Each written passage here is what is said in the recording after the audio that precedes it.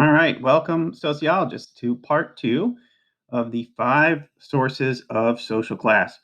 So, having done income yesterday, we'll jump right in today with our second factor, which is wealth.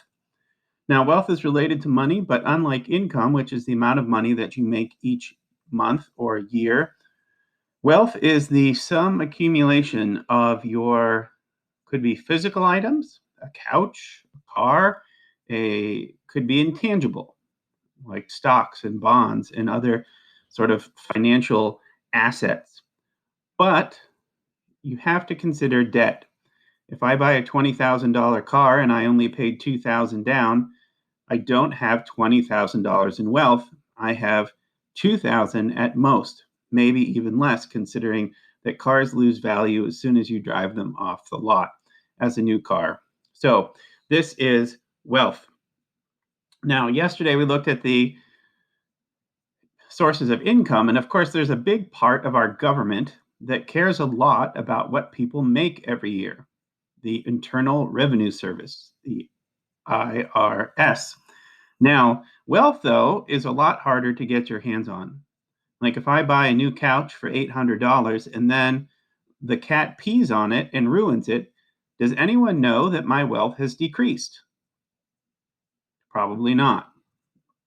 And if my car gets in an accident, there'll be insurance records and other things, but no one really in the government has any one time knowing whether or not my old iPhone works or doesn't work. Wealth ultimately is a lot harder to track down than income. When we look at some terms here, some words are household. Household can be a single person by themselves, or it can be like my household, my wife and I and 4 kids. So we consider things like net worth and median household net worth and other sorts of terminology here. So when we look at median household wealth in 2014, how much did the average family have in wealth? So again, median means half have more and half have less. That's what median means. We're looking for the median household wealth in 2014. What do you suppose that the middle American had in terms of total wealth? If you added up all their stuff and minus all their debts, how much wealth does an American have? The answer is $81,850. Now, this is very misleading, and as we unpack wealth, you'll see some of the complexity that's involved. So let's go back to our quintiles. We have 5 quintiles, and what portion of all the wealth that there is to own is shared by each quintile? So let's take a guess here. The top 20% own what percentage of the total wealth in America? The answer is 80%. The top 20% own 80% of all the things there are to own. The next 20%, the upper middle class or the lower upper class, what do they own? 15%. So the top 40% own 95% of all the wealth there is in the country. Which now we get to the middle class. What's left for the middle class? The middle class, well, how much portion can they have? Well, they have 5% of the wealth, leaving the working class with 1%. Now, social studies people may not be very good at math, but something seems to be wrong here. How can this be that we are at 101%? Well, it must mean that the bottom 20% has nothing. Their debts are greater than all of the earthly possessions that they own. And so they are, in fact, having negative share of the wealth. So if we look at the median net worth of each quintile, the bottom 20% is $6,000 in debt. If we look at the working class, they have $7,000, the sum total of couches, clothes, apartment clothes. I said clothes more than once. The middle class has 68,828 on average, on median. The upper middle class has 205,000 in wealth, and leaving the top 20% at $630,000. And so you can see here in terms of a chart how this works out. And you can see the change over time, including the 2008 financial crisis, which gave a little bit of blip to the prosperity that people were experiencing before. I want to show you this video now that will elaborate the kinds of numbers that we're talking about when we look at the wealthiest of Americans. There's a chart I saw recently that I can't get out of my head. A Harvard business professor and economist asked more than 5,000 Americans how they thought wealth was distributed in the United States. This is what they said they thought it was. Dividing the country into 5 rough groups of the top, bottom, and middle 3 20% groups, they asked people how they thought the wealth in this country was divided. Then he asked them what they thought was the ideal distribution, and 92%, that's at least 9 out of 10 of them, said it should be more like this. In other words, more equitable than they think it is. Now that fact is telling, admittedly, the notion that most Americans know that the system is already skewed unfairly. But what's most interesting to me is the reality compared to our perception. The ideal is as far removed from our perception of reality as the actual distribution is from what we think exists in this country. So ignore the ideal for a moment. Here's what we think it is again. And here is the actual distribution. Shockingly skewed. Not only do the bottom 20% and the next 20%, the bottom 40% of Americans barely have any of the wealth. I mean, it's hard to even see them on the chart.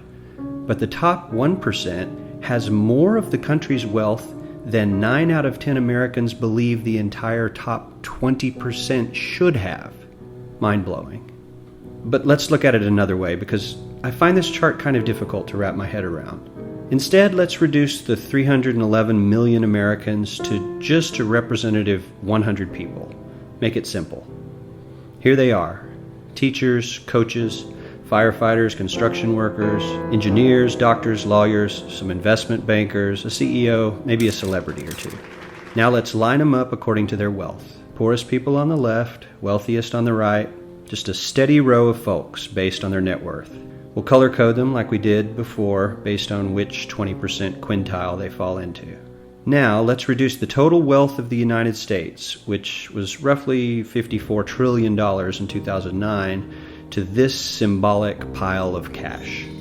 And let's distribute it among our 100 Americans. Well, here's socialism, all the wealth of the country distributed equally. We all know that won't work. We need to encourage people to work and work hard to achieve that good old American dream and keep our country moving forward. So, here's that ideal we asked everyone about. Something like this curve. This isn't too bad. We've got some incentive, as the wealthiest folks are now about 10 to 20 times better off than the poorest Americans. But hey, even the poor folks aren't actually poor, since the poverty line has stayed almost entirely off the chart. We have a super healthy middle class with a smooth transition into wealth. And yes, Republicans and Democrats alike chose this curve. 9 out of 10 people, 92%, said this was a nice, ideal distribution of America's wealth. But let's move on. This is what people think America's wealth distribution actually looks like. Not as equitable, clearly, but for me, even this still looks pretty great. Yes, the poorest 20 to 30% are starting to suffer quite a lot compared to the ideal, and the middle class is certainly struggling more than they were, while the rich and wealthy are making roughly 100 times that of the poorest Americans, and about 10 times that of the still healthy middle class. Sadly, this isn't even close to the reality. Here is the actual distribution of wealth in America. The poorest Americans don't even register. They're down to pocket change, and the middle class is barely distinguishable from the poor. In fact, even the rich between the top 10 and 20 percentile are worse off. Only the top 10% are better off. And how much better off?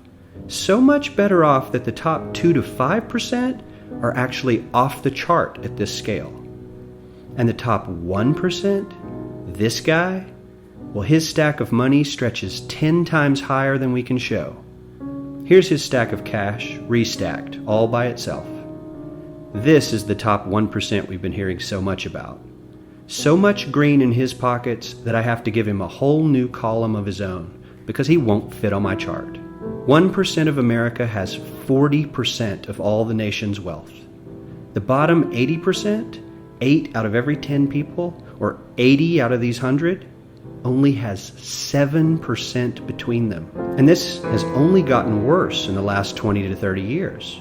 While the richest 1% take home almost a quarter of the national income today, in 1976 they took home only 9%, meaning their share of income has nearly tripled in the last 30 years. The top 1% own half the country's stocks, bonds, and mutual funds. The bottom 50% of Americans own only 0.5% of these investments, which means they aren't investing. They're just scraping by. I'm sure many of these wealthy people have worked very hard for their money, but do you really believe that the CEO is working 380 times harder than his average employee? Not his lowest paid employee, not the janitor, but the average earner in his company. The average worker needs to work more than a month to earn what the CEO makes in 1 hour. We certainly don't have to go all the way to socialism to find something that is fair for hardworking Americans. We don't even have to achieve what most of us consider might be ideal. All we need to do is wake up and realize that the reality in this country is not at all what we think it is.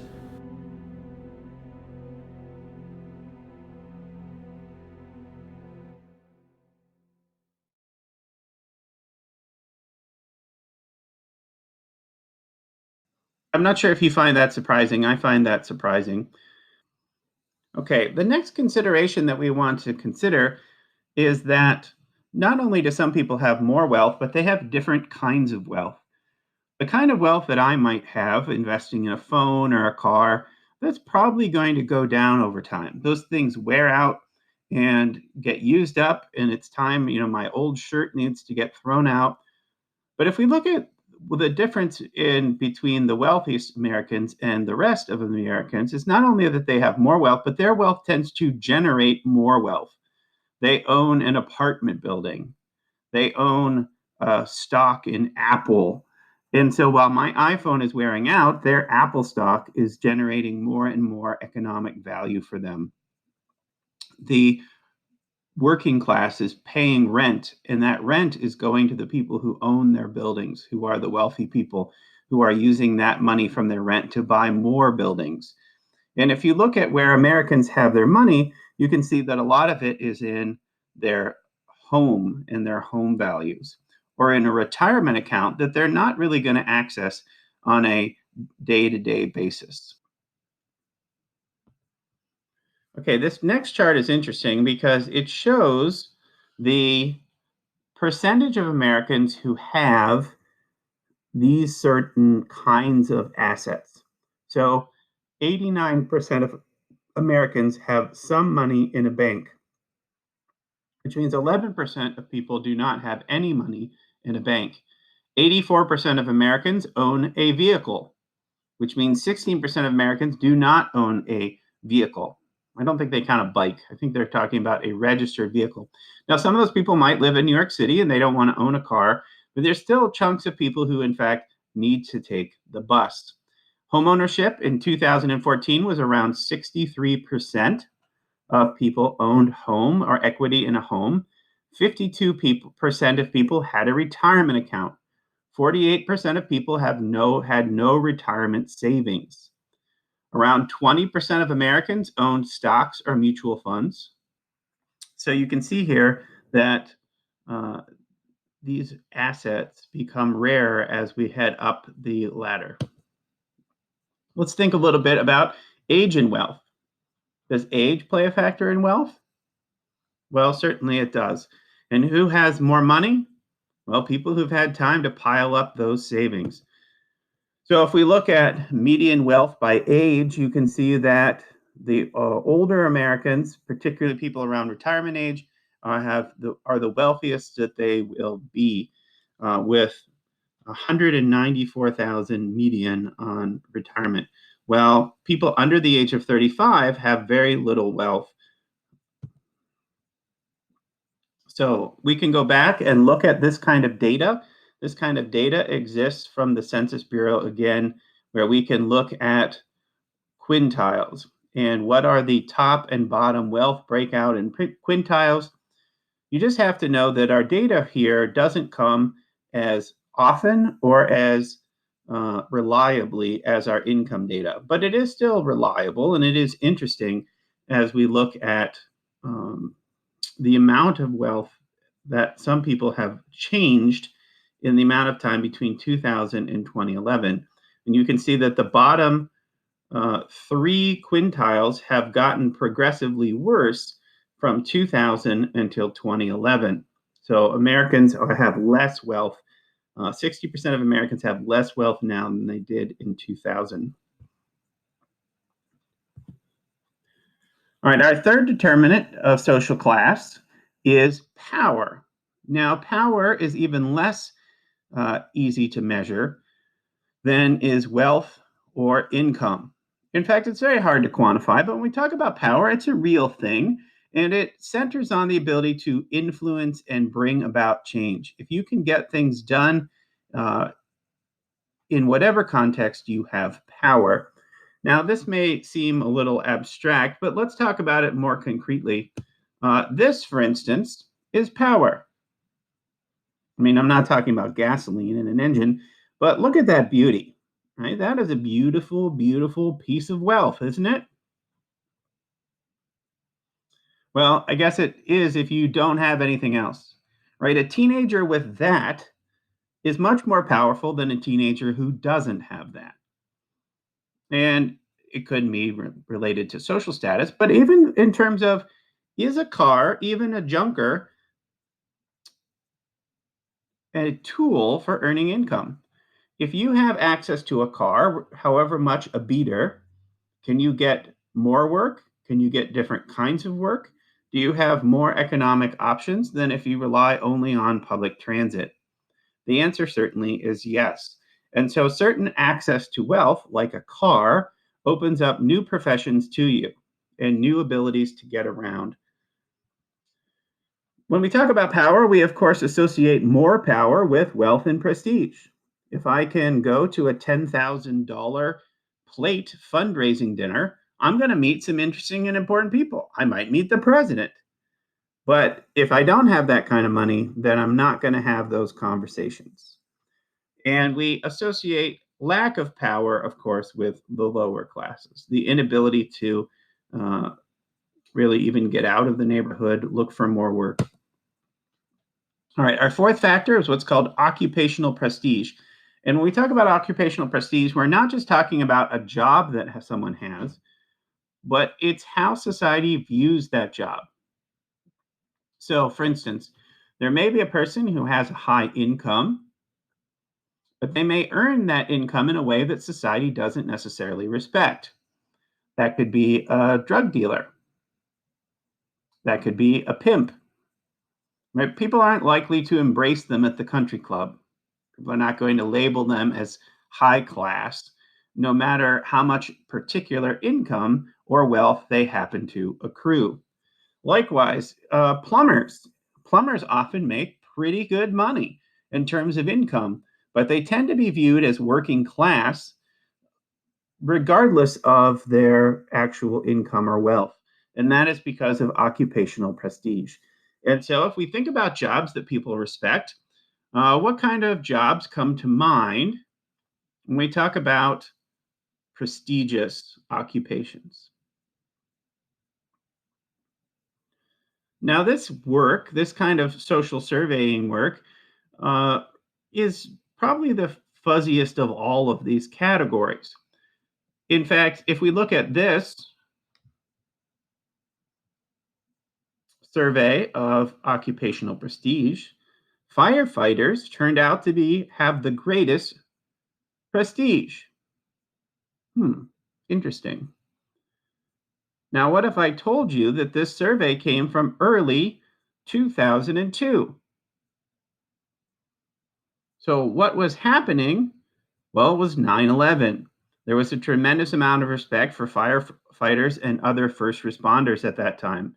If we had surveyed before or after, firefighters would not have done nearly as well. If we look at more typical scoring, we tend to see here's our list: doctors, university professors, physicists, astronomers. If we go farther down the list, we start to realize wait, there's two columns here, something called white collar jobs and blue collar jobs. Well, blue collar jobs historically are ones that you get your hands dirty, you get your body dirty in doing these. And as we go down the list of prestigious jobs, you get more and more blue collar jobs as you go down the list, with the shoe shiner and the bellhop and the janitor at the bottom of our list in this survey. When we start to talk about occupational prestige, of course, it's tied into other factors. If we look at the most prestigious jobs, they also tend to earn the most money.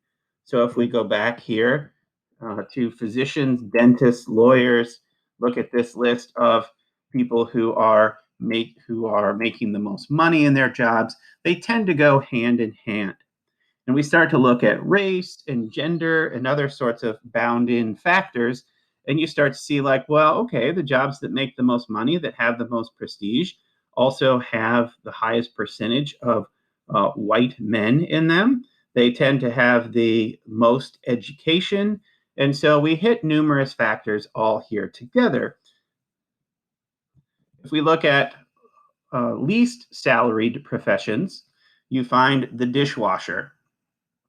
I guess they didn't have the bellhop or the janitor, but you find here food preparation workers, childcare workers, these types of jobs.